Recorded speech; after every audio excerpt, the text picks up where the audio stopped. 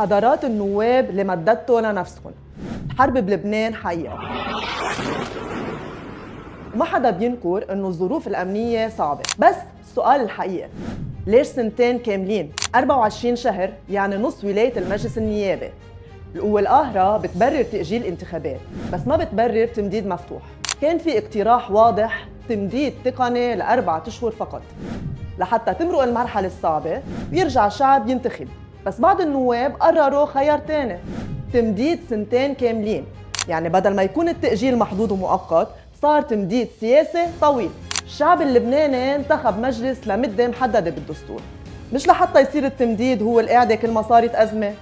والناس لازم تعرف في نواب وافقوا على التمديد لسنتين، وفي نواب رفضوا واقترحوا تمديد تقني قصير حتى ما ينسرق صوت الناس.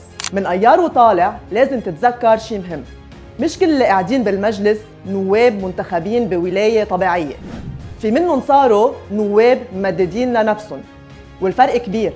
النايب الحقيقي بيرجع للناس، أما النايب اللي بمدد لنفسه فهو عم بمدد للسلطة.